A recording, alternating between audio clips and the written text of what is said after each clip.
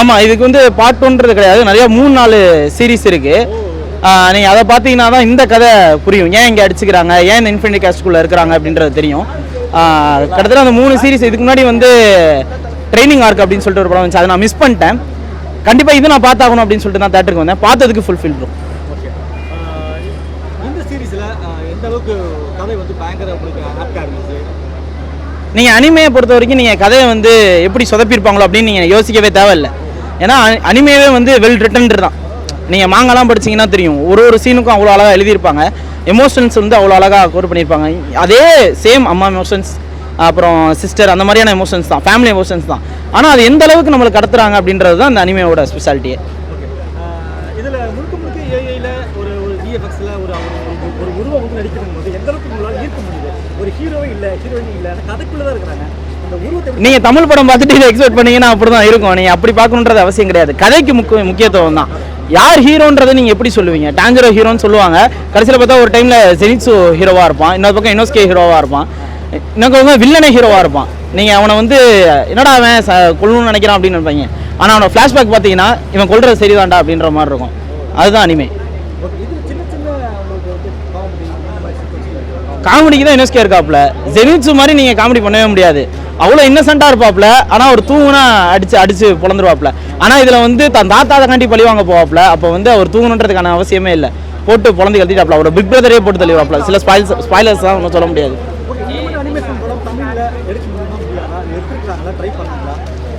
தமிழில் இந்த மாதிரி எடுக்கணும் அப்படின்ற போது கதைக்கு முக்கியத்துவம் கொடுக்கணும். அதை விட்டுட்டு பட்ஜெட் பிஸ்னஸ் அப்படின்ற மாதிரி நீங்கள் போயிட்டீங்கன்னா அந்த மாதிரி நடக்காது. இது வந்து பயங்கரமான பட்ஜெட் ப்ரோ. ஏன்னா வந்து அனிமேஷன்ஸ் ஃபுல் அண்ட் ஃபுல் அனிமேஷன்ற போது அதிக பட்ஜெட் தான். ஆனால் கதைக்கு தான் முக்கியத்துவம் கொடுத்துருக்காங்க. அந்த விஎஃப்எக்ஸ் முக்கியத்துவம் நீங்கள் தேட்டரில் பார்த்தீங்கன்னா மஸ்ட் வாட்சாக இருக்கும். ஆமாம், ஜாப்பனீஸில் தான் பார்த்தேன். கண்டிப்பாக இன்னும் ஒரு 3 படம் இருக்குது. அது எல்லாமே வந்து அடுத்து 1 or 2 இயர்ஸில் வரும். ஏன்னா இதுவே கிட்டத்தட்ட 1.5 வருஷம் கழிச்சு தான் நாங்கள் பார்க்குறோம். ஏன்னா மாங்கா இருக்குது, நீங்கள் ரீட் பண்ணலாம். பட் மாங்கா அதாவது அதோட புக்கு ஒரு காமிக் புக் மாதிரி நீங்கள் தேட்டரில் பார்க்குறதா பெஸ்ட். அது படிச்சிங்கன்னா படிச்சுட்டு வந்து பார்த்தீங்கன்னாலும் உங்களுக்கு பிரச்சனையாக இருக்கும், சூப்பராக இருக்கும். பொன்னியின் செல்வனோட கம்பேர் பண்ணாங்க. அதாவது இப்போ தொடர்ந்து அவர் எழுதிக்கிட்டு இருக்காரு, தான் அவரோட ஃபர்ஸ்ட் அனிமே. பயங்கரமாக எடுத்துருக்கிறாப்புல, நீங்கள் பார்த்தீங்கன்னா தெரியும். ஆமாம், ஓகே, தேங்க்யூ. இன்னுமா ஒரு ரசிகர்கள் வந்து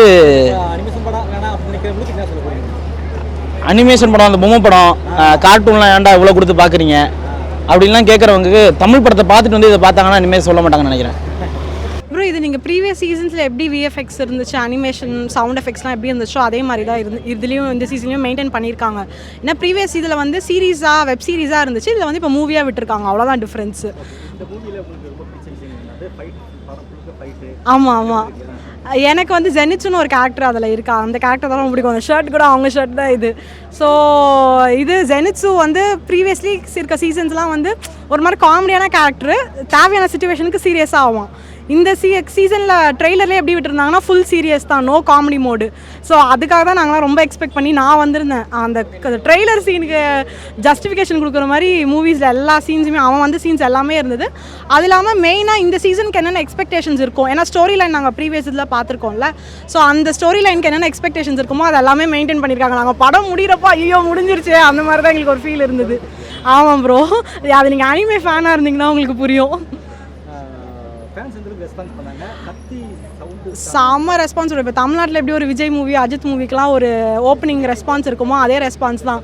நானும் என் ஃப்ரெண்ட்லாம் நாங்கள் 2 பேர் மட்டும் தான் ஷர்ட் போட்டு வந்திருப்போம், அந்த மாதிரிலாம் நினச்சிட்டு இருந்தோம்.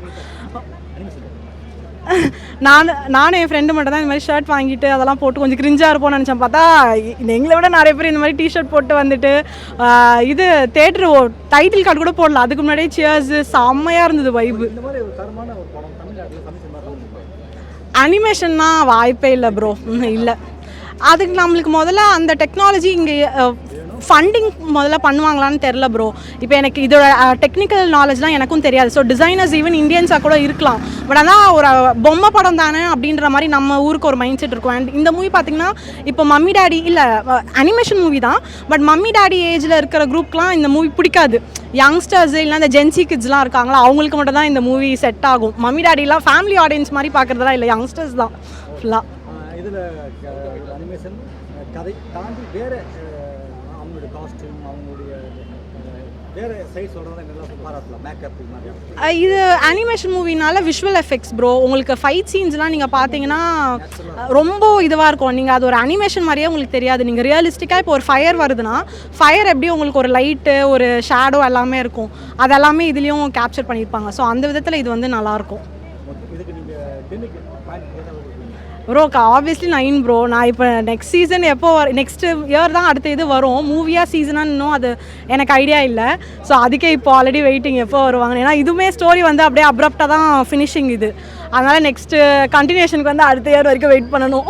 ஜென்ரல் ஆடியன்ஸ் தமிழ் சினிமாவில் காமெடி ஃபைட் எல்லாம் பார்த்தவங்களுக்கு நீங்கள் அவங்க சொல்கிற அட்வைஸ் என்ன சொல்லுவீங்க? இந்த படத்தை வந்து பாருங்க அப்படின்னா ப்ரோ இந்த மூவி நீங்கள் பார்க்கணும்னு நினச்சிங்கன்னா ஃபஸ்ட்டு ப்ரீவியஸ் 4 சீசன்ஸ் நீங்கள் பார்த்துருக்கணும். அப்போ தான் கதை புரியும். இல்லைனா நீங்கள் இப்போ நான் வேறு என்னோட இன்னொரு செட் ஆஃப் ஃப்ரெண்ட்ஸ் இந்த மூவி பார்த்துருக்கவே மாட்டாங்களே, அவங்களுக்கு கூப்பிட்டு வந்தால் என்னடா இதுக்கெலாம் ஏன்டா கிளாப்ஸ் பண்ணுற அப்படின்ற மாதிரி இருக்கும். ஆனால் நீங்கள் அந்த ப்ரீவியஸ் 4 சீசன்ஸ் பார்த்துட்டு இதை பார்த்தீங்கன்னா உங்களால் லிங்க் பண்ணிக்க முடியும். ஓ இந்த சீன் இதுக்காக தான். ஏன்னா ஒவ்வொரு சீனுக்கும் ஒரு பேக்ரவுண்டில் ஒரு கனெக்ட் இருக்கும். அந்த பேக்ரவுண்ட் கனெக்ட் எல்லாமே நீங்கள் ப்ரீவியஸ் 4 சீசன்ஸ் பார்த்துருந்தா தான் உங்களுக்கு புரியும். அது இப்போ எப்படி நம்ம விக்ரம் படத்துக்கு வந்து நீங்கள் கைதி படம் பார்த்துட்டு போனீங்கன்னா ஒரு ரெஃபரன்ஸ் இருக்கும்ல, அந்த மாதிரி ப்ரோ இது.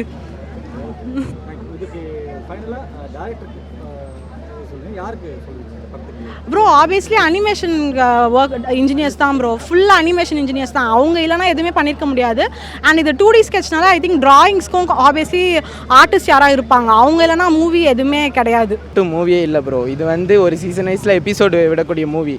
சீசன் வைஸில் எபிசோடு விடக்கூடிய மூவி. இவங்க வந்து சீசன் 1ன்னு வச்சு சீசன் 2 ஒரு சீசன் 2ன்னு இல்லாமல் அதை வந்து ஒரு மூவியாக விட்டாங்க, முகன் ட்ரெயின் ஆர்க்குன்ட்டு. அதுக்கப்புறம் அதில் ஃபேமஸ் ஆச்சு. அங்கேருந்து மொத்தம் 2 சீசன் அதுக்கப்புறம் இறக்குனாங்க. மொத்தம் 3 சீசன் இறங்கிச்சு. 3 சீசன் இறங்கி அதில் 3ஆவது சீசனில் தான் இன்ஃபினிட் கேஸ்டலில் இறக்குற மாரி லாஸ்ட்டில் முடிச்சு 1 வருஷமாக வெயிட் பண்ண வச்சு இப்போ அந்த மூவியை இறக்கியிருக்கான். டீமன் ஸ்லேயர் இன்ஃபினிட்டி கேஸ்டல்னு பார்த்தது ரொம்ப ஒர்த்து. ஹாப்பி நாங்கள் வந்து. விஎஃப்எக்ஸ்லாம் நொறுக்கிட்டான் ப்ரோ. அனிமேஷன்லாம் சூப்பராக இருந்துச்சு, குறைய சொல்ல வேணாம். கண்டிப்பாக பார்க்கலாம், ஒர்த்து. அனிமே லவர்ஸ்லாம் தேட்டர் வந்து பார்த்தா நல்லா இருக்கும்னு ஃபீல் பண்ணுறேன். படம் வந்து டீமன் ஸ்லேயர் இன்ஃபினிட்டி கேஸ்டல் ஆர்க்கு. நான் 2 மாதமாக வெயிட் பண்ணியிருந்த படம். வரும் தேட்டரில் பார்த்தே ஆகணுன்ட்டு வெயிட் பண்ண படம். ஃபோனில் கூட வந்ததுண்ணா, அன்அஃபிஷியல் வெப்சைட்லேயே வந்தது. அதை கூட பார்க்காம நான் வெயிட் பண்ணி வந்து பார்த்ததுக்கு இந்த ஹைப்பு காசு தான். ஜெனிட்ஸு fight, Tanjiro fight, Q டோமியாக்கா fight, இந்த ஃபைட்டுக்காகவே நான் பார்த்து அன்எக்ஸ்பெக்டட் ட்விஸ்ட் என்னன்னா துப்பாக்கிலாம் இல்லைண்ணா, கத்தி தானா. அவங்க கத்தி வச்சு அவன் ஃபார்ம் யூஸ் பண்ணுவாங்க. மொத்தம் அவங்கவுங்களுக்கு அவங்க ஃபார்ம், வாட்டர் ஃபார்மு, அப்புறம் இது ஃபயரு, விண்டு, ஏதோ ஃபயர் அவங்களுக்கு ஏற்ற மாதிரி ஃபயர் இருக்கும். அதெல்லாம் யூஸ் பண்ணி இவனுங்களை அடிக்கணும். டீமன்ஸ் வீடியோ கேம்லாம் இல்லை, அது அனிமேனா பக்காவாக. அது நீங்கள் பார்த்தீங்கன்னா அனிமே என்ன சொல்ல மாட்டீங்க. அவன் பண்ணிக்கிற விஎஃப்எக்ஸுக்கும் அனிமேஷனுக்கும் எடிட்டுக்கும் எல்லாத்துக்குமே நீங்கள் அனிமேன்னு ஒரு வார்த்தை கூட சொல்ல மாட்டீங்க. அந்தளவுக்கு பக்காவாக இருக்கும். அதுதான் டீமன் ஸ்லேயர். அதுக்கு தானே அதுக்கு தான் வந்ததே. நான் அதில் பார்க்கணுன்னு வந்தேன். அந்த மாதிரி ஃபைட்டு உள்ளே ஃபோனில் பார்த்து இதில் பார்க்குறேன். பக்காவாகுதுண்ணா, மஜாவான்னு பண்ணுறேண்ணா. இதெல்லாம் மஸ்ட்டு வாட்ச்சு. நீங்கள் வந்து பார்க்கணும், ஃபோனில் பார்க்குறாதீங்க தயவு செஞ்சு. வந்து இதில் வர டீமன் ஸ்லேயர் இதில் வந்து பாருங்கள். சூப்பரான படம், செம்ம ஃபைட் இருக்குது. எல்லாமே உங்களுக்கு எப்படி சொல்கிறது, எக்ஸ்பெக்ட் பண்ணாத ட்விஸ்ட்டு அந்த இடத்துல வச்சுருப்பான். ஹைப்பு பயங்கரமாக இருக்கும். கத்தினாங்களே அதோ தொண்டை தண்ணி கூட என்னால் வச்சு போச்சு. கத்துறோம் ஃபுல்லாக. அங்கே ஒருத்தங்க கூட கத்தாமல் இருந்ததே இல்லை, எல்லாமே கத்தி தான் இருந்ததில்ல. தமிழ் சினிமாலாம் வாய்ப்பே இல்லை. இவனுங்க 2 கண்ட்ரியில் தான் ரிலீஸ் பண்ணானுங்க. 2 கண்ட்ரிலுமே பில்லியன் கணக்கில் போச்சு ஒரே நாள் டிக்கெட்டு. இந்தியாவிலையும் வேறு எங்கேயோ தான் ரிலீஸ் பண்ணாங்க. இவ்வளோ தான். இந்தியாவிலையும் ஜப்பான் எங்கே தான் ரிலீஸ் பண்ணாங்க. 2 நாளில் மொத்தத்துக்கும்.